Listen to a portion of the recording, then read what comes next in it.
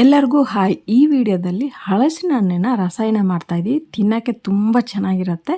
So ತಡೆ ಇಲ್ಲದೆ continue ಮಾಡೋಣ. Welcome back to Sushanti vlogs Kannada.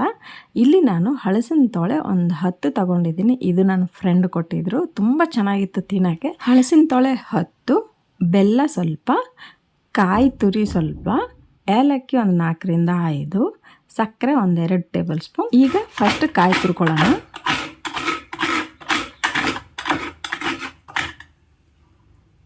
ಹಲಸಿನ ತೊಳೆ ಒಳಗಡೆ ಬೀಜ ಇರುತ್ತಲ್ಲ, ಬೀಜ ತೆಗೆದುಬಿಟ್ಟು ಆ ಬೀಜ ನಾವು ಬೇಯಿಸ್ಬಿಟ್ಟು ತಿನ್ಬೋದು, ಸುಟ್ಟುಬಿಟ್ಟು ತಿನ್ಬೋದು, ಇಲ್ಲಾಂದರೆ ಗ್ರೇವಿ ಪಲ್ಯ ಮಾಡ್ಬೋದು. ಬದನೆಕಾಯಿ, ಆಲೂಗೆಡ್ಡೆ ಎಲ್ಲ ಹಾಕಿ ಗ್ರೇವಿ ಪಲ್ಯ ಮಾಡ್ಬೋದು. ಇಲ್ಲ ಕರ್ನಾಟಕ ಸ್ಟೈಲ್ ಕಾಯಿ ಸಾಂಬಾರನ್ನು ಮಾಡ್ಬೋದು. ನಾವು ಕಾಯಿ ತುರಿ ಎಲ್ಲ ರುಬ್ಬಿ ಹಾಕ್ತೀವಲ್ಲ, ಆ ಥರ ಸಾಂಬಾರು ಮಾಡಿದ್ರು ಸಖತ್ತಾಗಿರುತ್ತೆ. ಈಗ ಹಲಸಿನ ತೊಳೆ ಪೀಸ್ಗಳನ್ನ ಈ ಥರ ಉದ್ದುದ್ದಾಗಿ ಕಟ್ ಮಾಡ್ಕೊಬೋದು, ಇಲ್ಲಾಂದರೆ ಸಣ್ಣ ಸಣ್ಣದಾಗಿ ಚಿಕ್ಕ ಚಿಕ್ಕ ಪೀಸ್ಗಳನ್ನೂ ಕಟ್ ಮಾಡ್ಕೊಬೋದು. ನಿಮ್ಮ ಇಷ್ಟ. ಅದು ಯಾರು ಕಟ್ ಮಾಡಿದ್ರೆ ಟೇಸ್ಟು ಒಂದೇ, ಡಿಫ್ರೆಂಟ್ ಏನಾಗಲ್ಲ, ವ್ಯತ್ಯಾಸ ಏನಾಗಲ್ಲ.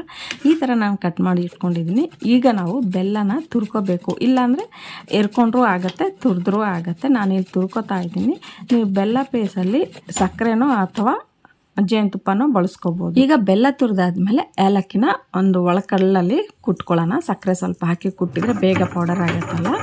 ಸೊ ಸಕ್ಕರೆ ಹಾಕಿ ಈ ಥರ ಪೌಡರ್ ರೆಡಿ ಆದಮೇಲೆ ಈಗ ನಾವು ಒಂದು ದೊಡ್ಡ ಬೌಲ್ ತಗೊಂಡು ಆ ಬೌಲಲ್ಲಿ ನಾವು ಕಟ್ ಮಾಡಿರೋ ಹಲಸಿನ ಹಣ್ಣಿನ ಪೀಸ್ಗಳು ಹಾಕಿದ್ಮೇಲೆ ಕಾಯಿ ತುರಿ, ಏಲಕ್ಕಿ ಪೌಡರ್ ಹಾಕಿದ್ರೆ ಯಾವುದೇ ಸ್ವೀಟ್ ಆದರೂ ತುಂಬ ಚೆನ್ನಾಗಿರುತ್ತೆ. ಅದಾದಮೇಲೆ ತುರಿದ ಬೆಲ್ಲ ಹಾಕ್ಕೊಳ್ಳಿ.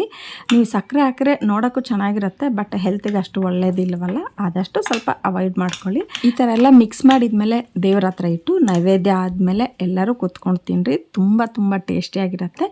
ಈ ವಿಡಿಯೋ ನಿಮ್ಗೆ ಇಷ್ಟ ಆದರೆ like, share and subscribe to Sushanti vlogs Kannada. ಓಕೆನಾ?